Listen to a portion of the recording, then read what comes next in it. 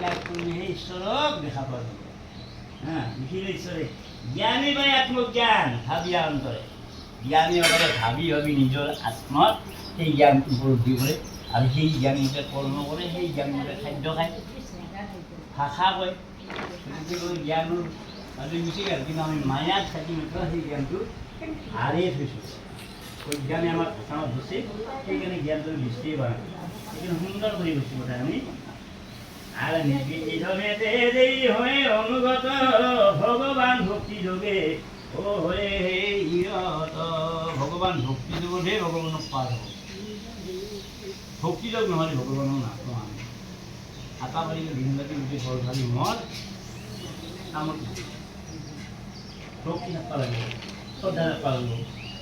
আৰু তাহাৰও কৰে হৰি কৃপা কৰে দান ক্ৰমে ক্ৰমে যায় দেহয় অভিমান। যেতিয়া ভগৱানৰ ওচৰত মন প্ৰাণ কৰ্ম কৰিব, তেতিয়া কি হৈ যায়? ক্ৰমে ক্ৰমে যায় তাৰ দেহ অভিমান। দেহাটো অভিমানটো তেতিয়া নাইকিয়া হৈছে। এই জ্ঞান অস্ত্ৰদি কাটি পেলাব। জ্ঞান অস্ত্ৰ আছে নে? ডাঙৰ অস্ত্ৰ আমাৰ মায়াকাটা অস্ত্ৰ যদি ডাঙৰ অস্ত্ৰ আছে, জ্ঞান অস্ত্ৰৰ দিনলৈ কোনো অস্ত্ৰ নাই। মায়াকাটা পালে জ্ঞান অস্ত্ৰ দিব। সেইকাৰণে সুন্দৰকৈ আমাক কথাখিনি বুজাই দিছে। আন আত্মাতে বিলীন হ'লে ইন্দ্ৰিয় সকল ভক্তজন সমগ্ৰৱে কথা কয়ে নিশ্চল। আত্মাতে বিলীন হ'লে ইন্দ্ৰিয়সকল, আমাৰ যেতিয়া এই পৰমাত্মাৰ লগত ইন্দ্ৰিয় কথা বিলীন হৈ যাব, তেতিয়াহ'লে কি হয়? সুভক্তজন সম। সুভক্ত মানে একদম অচেতন ভুন্তি। সুভক্ত একদম তত্ন ভুন্তি বুলি আমি তত্ন ভুন্তি। এই তত্ন ভুন্তি কি বুজি? সুক্তজন হবে যোগে থাকয়ে নিশ্চল। তেনেকৈ ঘুমটিয়া মানুহজনে সপোন নেদেখে। না ঘুমটি না হাৰিব মানুহেহে সপোন নেদেখে। অচেতন ঘুমটি কেতিয়াও কাৰো সপোন নেদেখে। অনুমান কৰিব লাগে নিজৰ নিজে আহি থাকে। মোৰ ক'ব নালাগে, নিজে নিজে অনুমান কৰি চকু মোজা কাণ জেগা সময়তে সপোন দেখে। তৎ নহয় ঘুমটিত কেতিয়াও সপোন নেদেখে। তৎ নহয় সপোন ঘুমটি দি আহে মানুহ কৰে। ভগৱানে তাক একদম সচেতন কৰি থৈ গৈছে। সেইখিনি সময়ত তাক কোনো যাব নোৱাৰে, কোনো মায়াই তাক যোগাব নোৱাৰে। সি ঈশ্বৰৰ ভাবি লগাই দিছে, তৎ নাই। সেই সময়ত সি সপোন নেদেখে। কিন্তু কাণ জেগা চকু মোজা সময়ত সপোন দেখা পায়। এই গাড়ী উঠা কলৈ যোৱা নানা সপোন। আচ্ছা, আৰু তখন অধিদেশ ক্লেশ হৈ যায় দূৰা, অশান্তি ৰহে নাই বহু নহে বিদূৰ। তখন অধিদেশ ক্লেশ হৈ যায় দূৰ। ক্লেশ মানে দুখ। কেতিয়া দুখটো নাইকিয়া হয়? অচেতন ঘুমটিয়াত এই দুখ চিন্তা না আছে। সেইখিনি সময়ত দুখো নাই, ভাগাৰো নাই, একো নাই। এটা সুন্দৰকৈ কৈছিল যে তখন দিলেৰ ক্লেশ হৈ যায় দূৰত। ক্লেশ মানে দুখটো নাইকিয়া হৈ যায়, অশান্তি ৰহে নাই কোনো আহি দিল। অশান্তিও নাই। এই যিটো শুন, সেইখিনি সময়ত তাৰ অশান্তিও নাই, দুখো নাই, ভাগাৰো নাই, সপনো নাই। কিন্তু কাণ জেগা সময়ত দুখো সুখো সপনো ঘটে নাই। মুৰাৰী গুণা গাথা যে কৰে শ্ৰৱণ, বিশেষ স্বৰূপে ক্লেশ হয় নিবাৰণ। মুৰাৰীৰ গুণ গাথা। মুৰাৰী মানে কাৰ? ভগৱান ঈশ্বৰ। বুজা নাই? ভগৱানৰ নাম মুৰাৰী হয় না? সেইকাৰণে কৈছে মুৰাৰীৰ গুণ গাথা যে কৰে শ্ৰৱণ, মানে শুনা। মই এতিয়া ভগৱানৰ কথাই কৈ আছোঁ। আমি যদি গোটেইবিলাকে এক মনে এক চিত্তে ঈশ্বৰৰ চৰণত মনটো থৈ শুনো, নাম মই হ'লেও পাম, অলপ হ'লেও পামেই পাম। ৰক্ষা নাই, দিবই লাগিব ভগৱানে। কিয় ৰখিব ভগৱানে? নিদিলা হয়নে? ভগৱানৰ সুন্দৰতে ৰাখি কিয় দিবই লাগিব ভগৱানে। আমি যদি শ্ৰদ্ধা বা আমি শুনি যদি আছোঁ এই হৰি কথা, নাম মই হ'লেও পাম আমি এৰণ। সেইকাৰণে কথাটো কৈছোঁ যে অশান্তি ৰহে নাই কোনো আহি দিছে। সেইকাৰণে অশান্তিও নাই, একো নাই।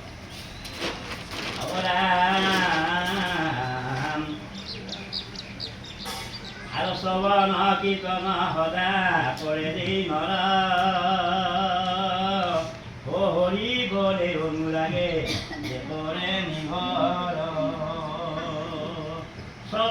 কীৰ্তন সদা কৰে যেই নৰ চবৰ মানে শুনা কীৰ্তন মানে মুখেৰে খাওঁ যিসকল মানুহে সদায় মুখেৰে গীত গায় হৰিনাম গায় কাণেৰে হৰি কথা শুনে সেইজন মানে কি কৰে বিশেষ স্বৰূপে হৰে নিবাৰণ মানে দুৰ্ভোগ তাৰ কৈ থাকিব নোৱাৰে ভগৱানে চববিলাক নিবাৰণ কৰি দিয়ে কত ফল তাৰ লাভ ফলা নাই যায় দুখতে সদূৰে যায় মহাশান্তি পায় চব নাইকিয়া হৈ মহাশান্তি লাভ কৰে সেইজন মানুহ যিজনে এক মনে এক কৰে বা শুদ্ধ সেইজন মানুহৰ গাত ভগৱানে দুখ দিয়ে অৰ্থাৎ এই চেতন ভোগ দিয়া মানুহ যদি দুখ নাই তেনেকৈ আমাৰ ভৰিৰ কথা যদি কৈ থাকোঁ শুনি থাকোঁ গাই থাকোঁ আমাৰ সেইখিনি আমাৰ দুখ নৰে ক্ষমতাই নাই দুখে আহিবা ঈশ্বৰ ভাবিটো বুঢ়া এই আমাক খালি দুখ দি যায় পাৰে মই লিখি দিব পাৰোঁ আহিবাই মানে বাটত টিকতে নাই হৰিৰ নামে তোমাৰ সংঘাই দিব পাৰে এততে পাতকি পাপ কৰি টানে পাৰে ভগৱানৰ নামে যিমান পাপ সংঘান কৰা নহৰে সিমান পাপিয়ে নাই পাপ কৰা ইমান ডাঙৰকৈ ৰাখছে সেইকাৰণে কৈছে হৰিৰ নামে তোমাৰ সংঘাই দিব পাৰে এততে পাতকি পাপ কৰি নাপায় পাপিয়ে নাই তেনেকুৱা হৰিৰ নামে নাক কৰিব নোৱাৰা পাপিয়ে নাই আপোনালোকে প্ৰত্যেকে জানে শুনি জয়দেৱ জয়দেৱৰ কি বস্তু আছে আপোনালোকে নিজে জানে অজামিৰৰ কি হৈছে আপোনালোকে নিজে জানে কীৰ্তন সভাত পাইছে আপোনালোকে মই নকৰোঁ কিয়ে কৈছে কিবা হৰি নাম কৰা নাছিল হে অজামিৰ যদি মৃত্যুৰ সময়ত জগতি আহি বান্ধাৰ সময়ত যদি নাৰায়ণ নামতে ধৰি তাৰ মৃত্যু আছিল নাছিল তাৰ মৃত্যু কৰলা এই নাৰায়ণ নাৰায়ণৰ নামটো ইমান শক্তি সেইকাৰণে কৈছে হে কলি মানৱ হৰিৰ নাম মুখে গুণ কাণেদি শুন তেতিয়াহ'লে দুখ দুৰ্গতি কাৰো হয় চববিলাকে আনন্দত থাক পাৰি আৰু শুভৰ শিলগীত হৰি কথা হাৰ শুনিলে সংহাৰ বাকী হৰিলে উদাৰ সেই সংহাৰ বাকী হৰিনাম শুনিলে প্ৰত্যেকে উদ্ধাৰ হ'ব পাৰি ইভাগে ৰাজা চলিছোঁ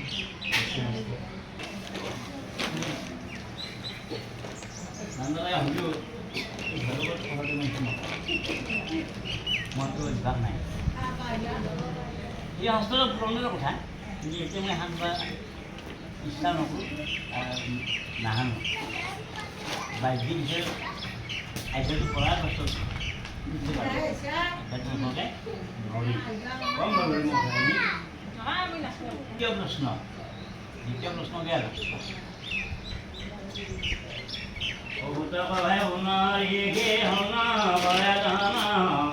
বলে না সেই ভূগয় পূৰ্ব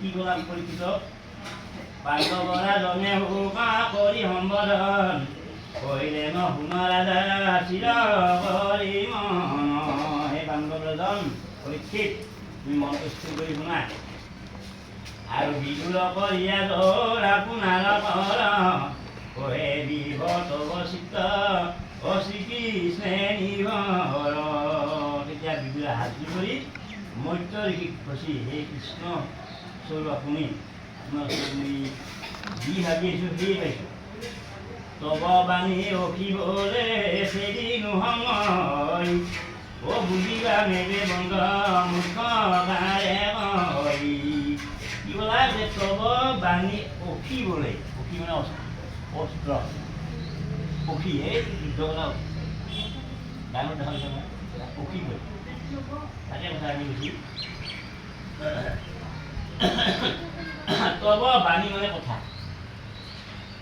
তব বাণী অখিবলৈ তোমাৰ বাণী স্বৰূপ অস্ত্ৰৰ বলত মোৰ কি হ'ল মোৰ কাটি দিলোঁ সময় মানে ভয় মোৰ কি ভয় আছিল কেনেকৈ ধৰি যাম এই যিটো মোৰ ভয় আছে সেই ভয়টো আপোনাৰ অখি স্বৰূপ বাণীৰে মই কাটি পেলাম মই সেইটো এতিয়া নাই মই কাটিছোঁ বিদ্ৰোহ কৈছে মধ্য ঋষি ওৰা হৰিৰ ধন্য দেখ ও বুঝিতে পাৰিনু নাহে বুজিলে পুষ্টি তোমাৰ মধ্য ভগৱানৰ যিটো কৰ্ম লীলা একেবাৰে মাথাই মোৰ অলপ ওলাই নাই কেনেকৈ ভগৱান সৃষ্টি কৰিছে কেনেকৈ পালন কৰিছে কেনেকৈ মাৰি নিছে মোৰ মাথাই বহু কাম কৰা নাই কিন্তু আপোনাৰ যিটো হৰিৰ বাণী মুখেদি ওলাইছে সেইবাৰ অস্ত্ৰদি মই এটা বস্তুৱে শেষ কৰিছোঁ যিটো মোৰ মায়াৰ বান্ধন এই মায়াৰ বান্ধনটো মই আপোনাৰ এই বাক্যস্বৰূপ অস্ত্ৰদি মই কাটিছোঁ সেইবাৰ বান্ধন জ্ঞান এই জ্ঞানৰ কথা মুখেদি ওলাইছিলে আপোনাৰ আৰু সেই জ্ঞানেদিয়ে মই মায়াৰ বান্ধনটো কাটিছোঁ আচ্ছা জীৱ বিষয়িনী মায়া কৰি আছয় সুখ দুখ আদি যত প্ৰকাশিত জীৱ বিষয়িনী মায়া জীৱ মাত্ৰে বিষয়ত বান্ধ তাৰ কুকুৰ দেন বেছি কিয় বিয়া খাব মাকৰ তৰে যাব আৰু মাকৰ কুকুৰটো চানাটো বেছি যায় মাত আমাৰ মন্ত্ৰী তাহাৰ নাই তাহাৰ মাত বেলেগ গৰুৰ মাত গৰু বুজি পায় পক্ষীৰ মাত পক্ষী বুজি পায় মানুহৰ মাতহে মানুহে বুজি পায় গাইৰ মাত গাই বুজি পায় অন্য বেলেগ সেইকাৰণে কথাখিনি কৈছে যে জীৱ বিষয়িনী মায়া কৰি আশ্ৰয় সুখ দুখ আদি যত প্ৰকাশিত হয় দুখ সুখ প্ৰকাশ পোৱা যায় দেখা পোৱা যায় যে আমাৰ এইটো হয় পালোঁ দেখা চকুদি দেখা পাইছোঁ তাৰ ভাই এই চকুৰে দেখা পাইছোঁ তাৰ দুখটো আমি দেখা পাই গৈছোঁ অন্তৰত দুলাখ নহয় এনে আপোনাৰ এই চকু দেখাৰ কাৰণে অন্তৰ অলপ দুখ কৰিছোঁ আগবাঢ়ি আনে সেই কথাখিনিকে কৈছে জীৱ বিষয়িনী মায়া কৰি আশ্ৰয় মায়াকে আশ্ৰয় কৰি আমি আছোঁ হা সুখ দুখ আদি যত প্ৰকাশিত হয় সুখ হ'লেও প্ৰকাশ হৈছে আৰু দুখ হ'লেও প্ৰকাশে হৈছে উত্তম তোমাৰ কথা অতি মনোহৰ শ্ৰৱণ কৰিয়া চিত্ত আমাৰ আপোনাৰ কথাখিনি বুজিলেও কৈছে মধ্য যে আপোনাৰ কথাখিনি বৰ উত্তম বৰ ভাল আৰু আপোনাৰ এই কথাখিনি শুনি মই বৰ শান্তি পাইছোঁ অৱস্তুতে বস্তু জ্ঞান স্বপ্নে দৰ্শন আপোনাৰ সি নিজে পৰয়ে চেদন অৱস্তুতে বস্তু জ্ঞান স্বপ্নে দৰ্শন সপোনত অবস্তুটো বস্তু বুলি ভাবে পাওয়া যায় সপোনত আচল বস্তুটো নহয় কিন্তু সপোনত সেইটো কোনো নিচিনা মূল্যৱান বুলি ভাবি তাক সাঁচি ধৰা যায় সেইকাৰণে অবস্তুতে বস্তু জ্ঞান স্বপ্নে দৰ্শন সপোনত দেখাব যায় আপোনাৰ সি নিজে কৰে হৈছে নিজৰ নিজেও কাটে সপোন এই খেলা সপনে জাগ্ৰতেৰ নয়ন জাগ্ৰতেৰ কিছু নাহি প্ৰত্যক্ষিত কি কৈছে এই ফাঁকিটোত এই ফাঁকিটোত কি কৈছে যে এই খেলা স্বপ্নেৰ এই খেলাটো সপোনৰে সপনেৰ জাগ্ৰতেৰ নহয় খালি থকা মনৰ নহয় এই সপোনটো সন্ধিয়া মনৰে জাগ্ৰতেৰ নহয় জাগ্ৰতেৰ কিছু নাই প্ৰত্যক্ষিত হয় জাগ্ৰত জাগি থকা মানুহটোৱে এইবিলাক দেখা নাপায় সপোনত দেখা বস্তুটো জাগি থকা মানুহটোৱে সাৰি পোৱা মানুহটোৱে দেখা নাপায় বৈজ্ঞানিক কাৰ্য হয় স্বপ্নে সুপ্ৰকাশ হৰিতে বন্ধন দুখ তেমনি আৰু পুনৰ কৈছে যে বৈজ্ঞানিক কাৰ্য হয় স্বপ্নে সুপ্ৰকাশ সপোনৰ ধন যদি পায় হাৰি পালি হ'ব সপোন কৰি গাড়ুত কৰি বিষ্ণু দুটা 500 টকা নো হাৰি পালি হ'ব বিড়ি খাবার পাঁচ পইচাও নাই কিয় নাই আপনার আছে নাই সপন মানে মিছা সপনৰ নামটো হ'ল মিছা সেইকাৰণে সুন্দৰতে কৈছে যে এই খেলা সপনেৰ জাগ্ৰতেৰ নয় খাই ডাঙৰ নহয় জাগ্ৰতেৰ কিছু নাই প্ৰত্যক্ষিত হয় জাগি ডাঙৰ দেখা নাপায় সপোন কি আছে সেইটো খাই ডাঙৰ দেখা নাপায় বৈজ্ঞানিক কাৰ্য স্বপ্নে সুপ্ৰকাশ হৰিতে বন্ধন দুখ তেমনি বৈজ্ঞানিক কাৰ্য হয় স্বপ্নে সুপ্ৰকাশ আমি অজ্ঞানত থকাৰ কাৰণে আমি সপোন দেখিছোঁ বিলাক এইটো মোৰ ঘৰ মোৰ তিৰি, এইটো মোৰ স্থলী, মোৰ নাতি, এইটো সপোন। এই সপোনটো কেতিয়া নষ্ট হ'ব? চকুৰ দিনা মোৰ যি সিদিনা ঘৰ হ'ব গ'ল, তিৰি হ'ব গ'ল, স্থলী হ'ব। এনেকৈ সপোনটো সাৰি পাৰি আপুনি হিন্দী থাকোঁতে সপোন গৈছিলোঁ, মই ৰাজা হৈছিলোঁ, অমুক হৈছিলোঁ। সাৰি পাৰ ঘৰত ৰাজা হৈ আছিল না? নাই। একেবাৰে এঘৰৰ মানুহ। ঠিক সেইটো কথাকে আমাক কৈ আছে যে অজ্ঞানত থকাৰ কাৰণে আমি সপোন দেখি আছোঁ। সপোনৰে বস্তু সঁচা বস্তু এতিয়া ওলাব নাই। আৰু জগত মূলত হবে নামে অজ্ঞান। বিতং বিতং বেছি মৃত্যু দেখি। এই জগত মূলত হবে নামে অজ্ঞান। মূল বস্তুটো হয় আমাৰ অজ্ঞান। অজ্ঞানটোৱে আমাৰ মূল বস্তু। আমি সনা বুলি সাতটা মই ধৰি আছোঁ। এই জগতে মূলত হবে নামে অজ্ঞান। মায়া ছাড়া কহু নাহি ৰবে বিদ্যমান। মায়া ঠেক নকৰা কৰি কোনেও বস্তুটো নাপায়। গতিকে আগতে মায়াটো ত্যাগ কৰিব লাগিব। সকল পদাৰ্থৰ আশ্ৰয়ে মায়াৰ। মায়া ভিন্ন এই জগতে নাহি কিছু আৰু। চব পদাৰ্থ চব বস্তুখিনি মায়াতে বান্ধ খাই আছে। আজি মই এখন ঘৰ কৰিছোঁ, বিয়া কৰিছোঁ, চলি কৰি হৈছি, নাতি শিক্ষা হৈছি, সেই মাহ সাতটি লৈ এখন ঘৰ কৰি আছোঁ। এইটো অজ্ঞানৰ ঘৰ, অৰ্থাৎ মায়াৰ ঘৰে। মায়াটো অজ্ঞান বস্তু, অস্থায়ী বস্তু। মায়াটো হে অস্থায়ী দেই, এই আছে এই নাই, হ'ব নাখায়। যেজনে মন মায়া বুজয়া পোনে, সেইজন স্বপ্ন সম বিশ্ব মায়া গণে।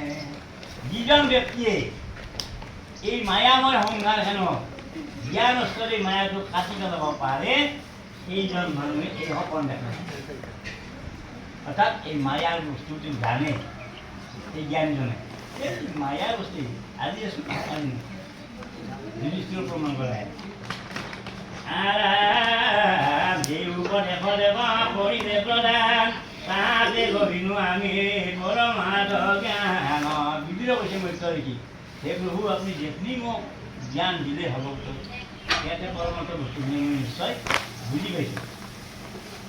ইয়াতে এই দূৰৰ আমাৰ সংগয় সংগয়ে কৰিয়া পূৰ্বে পতাকাশয়। হে প্ৰভু মোৰ সংগয় যিটো হয়, যিটো মোৰ আছিল, সেইটো মোৰ দূৰ হ'ল আপোনাৰ এই ভাগৱতৰ বাণী শুনি। আজিৰ পৰা মোৰ সেই ভয়টো নাই। অল্পজ্ঞ হইলে হয় সংগয় উদাহৰি, তাত এই মহাকষ্ট এই মহাময়। অল্পজ্ঞ অলপমান জ্ঞানেদি ভগৱানক পোৱা নাযায়। সেইকাৰণে অল্পজ্ঞ বুলি কৈছে যে অলপ জ্ঞানেদি ভগৱানক পাব খুজিলে নাপায়। সম্পূৰ্ণ জ্ঞান আহৰণ কৰিব লাগিব, সম্পূৰ্ণ জ্ঞান হৃদয়ত জমা কৰিব লাগিব, তেতিয়াহে আপুনি ভগৱানক পোৱাৰ কাৰণে ৰাস্তাটো বিচাৰিব। নহ'লে আপুনি বিচাৰি নাপাব। এহে যাব লাগিব, সেয়া যাব লাগিব, এহে ঘণ্টা খাব, সেয়া ঘণ্টা খাব, কিন্তু আচল ৰাস্তা আপুনি নাপায়। অৰ্থাৎ ভগৱানক সেৱা কৰা ৰাস্তা, যিটো একদম নিৰ্মল ৰাস্তা, তাত নাম মানো দুখ সুখ ল'ব নাই। গতিকে সেই ৰাস্তাটো ল'ব লগা হ'লে আমি সম্পূৰ্ণ জ্ঞান ল'ব লাগিব, জ্ঞানৰ সৃষ্টি কৰিব লাগিব। একেবাৰে অজ্ঞ যে সুখী সেই জনা, আৰু সেই সুখী যায় ঈশ্বৰে মিলন। এখন আমাৰ কি ভালকে ক'ব ভাগৱতী আয়াৰ জানো, ইয়াৰ কি ভালকে ক'ব আমাৰ কি কৈছি, একেবাৰে অজ্ঞ যেই সুখী সেইজন। অজ্ঞ মানে একো নাজানা, একো নাজানাটো সংসাৰ সুখী। কি নাজানে আকৌ, ৰামো নাজানে, হৰিও নাজানে, একো নাজানে, তাৰ সুখে নাই সেইজন মানুহ। সেইকাৰণে কৈছি একেবাৰে অজ্ঞ যেই সুখী সেইজন, আৰু সেই সুখী যায় ঈশ্বৰে মিলন। আৰু কাই সুখী লাভ কৰি ঈশ্বৰৰ লগত যাই মিলন হ'ব পাৰিছে, কি সুখী এই দুজন মানুহ সুখী সংসাৰ। আৰু যেই নহয় মূৰ্খ নাজানে ঈশ্বৰ, সংগই কৰে দগ্ধ তাহাৰ অন্তৰ। আৰু যেই নহয় মূৰ্খ নাজানে ঈশ্বৰ, মূৰ্খ নহয় কিন্তু ঈশ্বৰটো নহয় ঈশ্বৰ কাক কয় কোৱা নহয় মূৰ্খ নহয় কিন্তু ঈশ্বৰটো নহয় নাই এটা কি কৈছে সংগই কৰে দগ্ধ তাহাৰ অন্তৰ এই মানুহটোৰ ভয়টো অন্তৰটো দগ্ধ কৰি থাকে আৰু ঈশ্বৰৰ নিচিনাই নাজানিও তাৰ ভয়টো সদায় অন্তৰত খুলি থাকে সংসাৰ বংশ কৰি দেহে চাই ও প্ৰকৃত আনন্দ দিশে জানিতে নাপাই সংসাৰ প্ৰপঞ্চ মানে 5টা বস্তুৰে নিৰ্মিত আমাৰ দেহটো তৃতীয় তেজ মূৰত বন এইটো ত্যাগ কৰিব তাৰ ইচ্ছা এইটো ত্যাগ কৰিব ইচ্ছাহে তাৰ আছে কিন্তু কেনেকৈ ত্যাগ কৰিব সেইটো বস্তু সি বনাই সেই বস্তুটো পাব লাগিব নহয় সেই বস্তুটো পালিহে সি ত্যাগ কৰিব পাৰিব এনে মুখতে ত্যাগ কৰোঁ বুলি কৰিব পাৰিব নেকি নহয় সেইকাৰণে কৈছে সংগই প্ৰপঞ্চ ত্যাগ কৰিতেছে চাই প্ৰকৃত আনন্দ দিশে জানিতে নাপায় আচল আনন্দ গম নাপায় আচল আনন্দটো ক'ত পায় সেইখিনিও সি নাজানে সেইকাৰণে সংসাৰ তেজিতে নাপাৰে ও বাধ্য হৈয়ে দুখ পায় অনিত্য সংসাৰে বাধ্য এৰাব নোৱাৰে জগত কৰা মাজেন এই বাধ্য বাধকতা আমি দুখ বন্ধি আছোঁ আজি বোলে কালি বোলে জ্বৰ কালি বোলে কালি বোলে গালি কালি বোলে তেল নাই এই দুখটো আমি পায়ে আছোঁ কাৰণ ইয়াত ওলাব নাই সেইকাৰণে সুন্দৰভাৱে কৈছে কথাখিনি একদম বুজি লগা কৈছে অনিত্য বংশ এই নেহাৰি নয়নে সত্য বস্তু বুলিব ৰৈ মনে মনে অনিত্য প্ৰপঞ্চ এই নেহাৰি নয়নে অনিত্য অস্থায়ী প্ৰপঞ্চ এই পঞ্চমুখী দেহাটো আমি যে অনিত্য প্ৰপঞ্চ এই নেহাৰি নয়নে নেহাৰি নয় দেখা পাওঁ চকুৰে দেখা পাইছোঁ আমি সত্য বস্তু বুলিব বহুত মানে ইয়াত সেইটো কি ভাবছোঁ কি সত্য বস্তু বুজিল ঐ মনে মনে এতিয়া সঁচা এইটো ফল নহয় আমাৰ মংগু ই নাই নহয় এই একে থাকোঁ এই জ্ঞানটো জীৱনটো আনন্দ কৰি বহি আছোঁ একদিন পুটুককৈ নহয় আৰু 2 লাখ হাজাৰ হাজাৰ মানুহ উঠি আছে পাবাৰে নহ'লে গতিকে এইটো হ'ল ঈশ্বৰ শক্তি এইটো মানে হ'ল ঈশ্বৰ শক্তি যিটো মানুহে কৰিব নোৱাৰে সেইটো কাৰণে ঈশ্বৰৰ শক্তি ঈশ্বৰ আৰু কিন্তু হেৰি হে মই তই তোমাৰ ওচৰত অনিত্য যে এই বিশ্ব জানি নুনে বুজিও কৈছে মই তই এই মহামুনি আপোনাৰ চৰণ বন্দনা কৰি আপোনাৰ চৰণ সেবি আজি মই বুজি পালোঁ সংসাৰখন অনিত্য আগতে বুজি পোৱা নাছিলোঁ কিন্তু আজি আপোনাৰ চৰণ শৰণ লৈ মই বুজি পাইছোঁ যে সংসাৰখিনি অনিত্য মনে হয় জগত এখন এতে ভান ও দূৰ হবে অল্প কৰিব নুমান এই মনত মোৰ ভাৱ হৈ গ'লে এই জগতখনে এটা স্বপ্নময় আপোনাৰ ভাষাই মোক কৈছে আপোনাৰ ভাগৱতে মোক কৈছে গোটেই দুনিয়াখিনি সংসাৰখিনি অনিষ্ট অস্থায়ী বস্তু এইটো অনুমান মোৰ হৈ গ'ল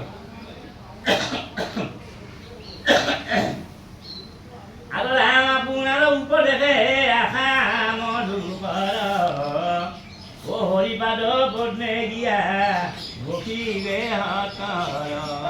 আপোনাৰ বাক্যই আপোনাৰ কথাই মোক টানি লৈ গৈছে বলৈকে ভগৱানৰ চৰণ এটা কাৰণে মই যে এতিয়া উলিয়াই যায় ভগৱানৰ চৰণ হাত কামত ধৰিছোঁ আপোনাৰ মুখৰ মধুৰ ভাষাৰে মোক বুজাই দি আছে অজ্ঞানটো কাটি দি আছে আৰু সংসাৰেৰ মায়া বুলে হলা মৰ দূৰ প্ৰেম মধু পানে বুদ্ধি পাই যে প্ৰচুৰ সংসাৰৰ যিটো মায়া আজি মোৰ দূৰ আপোনাৰ যিটো মধু মধু মানে মৌ আপোনাৰ মুখৰ মধু বাণী মৌ অধিক কথা শুনি মোৰ মায়াটো আজি নাইকিয়া হৈছে মতিবা দৃষ্ট মই বুজি মনে অতি অল্প তপে তুষ্ট কৰিনো আৰু ঘূৰে আজি মোৰ খুব ভাল দিন বিজুৰে কৈছে মত্যঋতু আজি মোৰ একদম ভাল দিন শুভ দিন আৰু শুভ দিনৰ কাৰণে আপোনাৰ নিচিনা এজন জ্ঞানী ব্যক্তি মই লাভ পাইছোঁ আৰু আপোনাৰ নিচিনা জ্ঞানী ব্যক্তিৰ মুখেৰে ভগৱানৰ মধুময় বাণী মই শুনিবলৈ পাইছোঁ এইবুলি বিদুৰে কৈ আছে সামান্য কথায়িত হয় আত্মজ্ঞান নপুৰুষ কবু নহয় সন্ধান আপোনাৰ নিচিনা পুৰুষ মই দ্বিতীয় বিচাৰি পোৱা নাই কত খবৰ শুনা নাই আপোনাৰ নিচিনা জ্ঞান বিষ্ণু লগ পথৰূপা তুমি মহাজন তব সমজনে সদা হেবে নাৰায়ণ বিষ্ণু লগ পথৰূপ বিষ্ণু লোকক যোৱা ৰাস্তাটো নিচিনা আপোনাৰ মুখৰ বাণী আৰু আপোনাৰ নিচিনা দ্বিতীয় ব্যক্তি মই বিচাৰি পোৱা নাই যিটো ব্যক্তিয়ে নেকি আপোনাৰ নিচিনা মধু মাখা কথাখিনি কৈ মোক বিষ্ণুৰ ওপৰত দেখুৱাই দিব পাৰে তেনেকুৱা ব্যক্তি মই আজিলৈকে বিচাৰি পোৱা নাই আৰু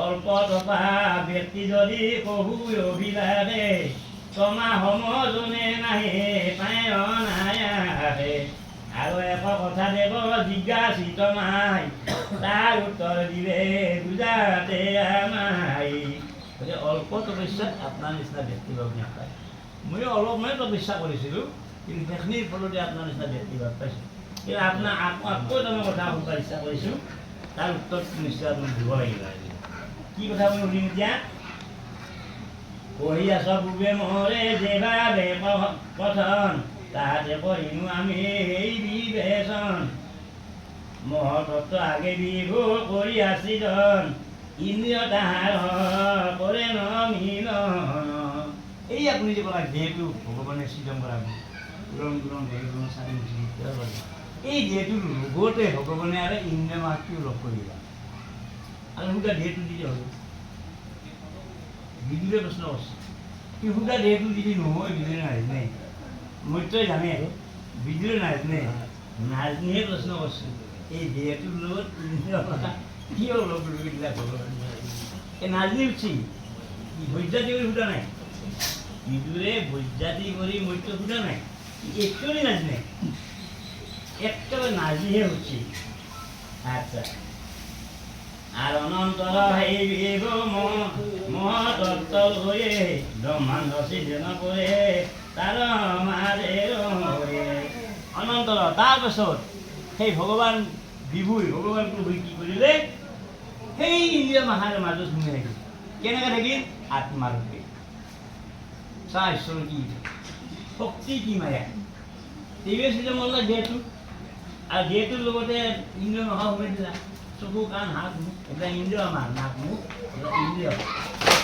এই মাখা সোমে দি দেহটোৰ লগত লগ কৰি থৈ আত্মাৰূপে নিজেও বহি থাকিল ভিতৰত সেইকাৰণে জীৱ আত্মা আৰু পৰমাত্মা আচ্ছা আৰু বিপুল ব্ৰহ্মাণ্ড সৃষ্টি কৰি পৰমে বিৰাট হৰিয়ে তিনি কৰে নপ্ৰৱে এই বিপুল ব্ৰহ্মাণ্ডখন গণিব নোৱাৰা ব্ৰহ্মাণ্ডখন সৃজন কৰি তেওঁ কি কৰিলে তাৰে মাজত তেওঁ সোমাই থাকিলে ক'ত থাকিলে সোমাই পুৰণ পুৰণ গজন চাৰি কোটি জীৱ আত্মাৰূপে প্ৰত্যেক দেহতে তেওঁ বিৰাট মানুহ সোমাই থাকিলে ইয়াক কোনো দেখা নাপায় নাপায় কাৰণে তেওঁক দেখা নাপাৰ কাৰণটো হ'ল কি আকাৰ নাই আকাৰ ভিন্ন আকাৰ নহয় কেনেকৈ দেখা পাবি এটা হ'ল শব্দ ব্ৰহ্ম এটা হ'ল অক্ষৰ ব্ৰহ্ম শব্দ ব্ৰহ্মটো হ'ল কৃষ্ণ নিৰাকাৰ আকাৰ নাই অক্ষৰ ব্ৰহ্ম শ্ৰী কৃষ্ণ শ্ৰী মানে দেহ অক্ষৰ মানে আকাৰ ভগৱান প্ৰভুই সেইকাৰণে বিজ্ঞানন গৈছে এটা কৃষ্ণ এটা শ্ৰীকৃষ্ণ সেইকাৰণে ভগৱানক কৈ আছে বিদুৰে যে গোটেইখিনি তৈয়াৰ কৰি সেই ভগৱান কৃষ্ণই এই ইন্দ্ৰৰ মাথাৰ মাজত আত্মাৰূপে বিৰাজমান হৈ ৰাখিছে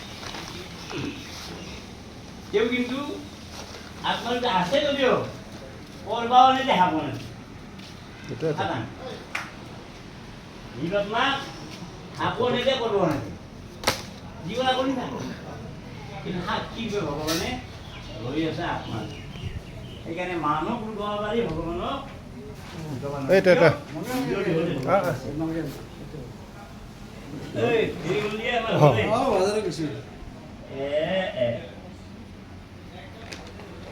ঠাণ্ডা কথা সৰ্বাংগে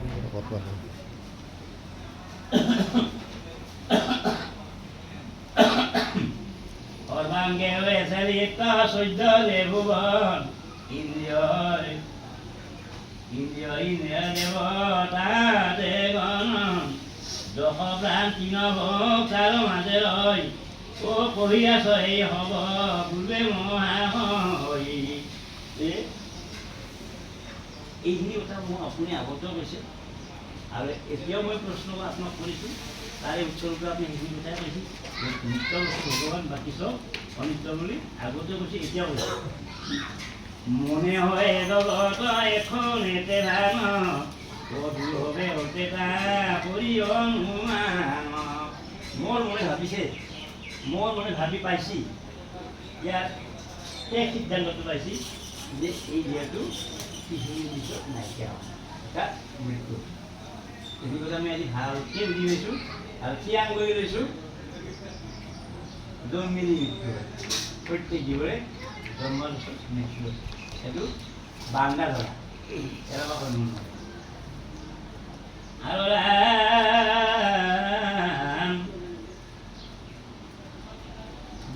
পুত্ৰ দহিত ও গত যদাহাৰা বিভূতি হৈছে জন্ম লবে সদাহাৰা। পুত্ৰ মানে নাইতে বেটা জন্ম দিছোঁ, বিয়া কৰি তাৰ নাতি হ'ল, এটা হৈছে পুত্ৰ দহিত। এই নাইতকৰ নাইতে এই আমাৰ কি কয় পৰিণাতি, এই পৰিণাতি বুলি এই মাহা আমাৰ মায়াৰ জড়িয়ে কেমনে সৃজিত স্বৰ্গ অনুসৰ্গ ও মনু আৰ মন্বন্তৰ কৰ বিস্তাৰ। প্ৰভু আপুনি এটা কথা বিস্তাৰ কৰি কওক মোক, কেমনে সৃজিত স্বৰ্গ অনুসৰ্গ কেনেকৈ স্বৰ্গখন তৈয়াৰ কৰলাক ভগৱান। তাৰপিছতে মনু আৰু মন্বন্তৰ কৰহ বিস্তাৰ। মনু আৰু মন্বন্তৰৰ কথা কাৰণে মই আপুনি আজি বুজি দিব লাগে। এৰা আৰু তাৰ বংশ ইয়াৰ বংশোদ্ভৱ জনা সবাৰ চৰিত্ৰ লিখি কৰহ বৰ্ণন। তেওঁলোকৰ মনুৰ বংশ কায়ে কয় হ'ল, এইখিনিও মই আপুনি আজি ক'ব লাগিব নিশ্চয়। ভূমিৰ অধেতে উৰ্ধে আছে যত স্থান ও বলদেৱ তাহাকিছো হব ইমান। ভূমিৰ অধেতে তাত মাটিৰ তলত, আমাৰ পৃথিৱীৰ তলত, ভূমিৰ অধেতে উৰ্ধে আছে যত মাটিৰ তলত আৰু ওপৰত যিসকল আছে, যিসকল স্থান আছে বলদেৱ তাহাকিছো হব পৰিমাণ।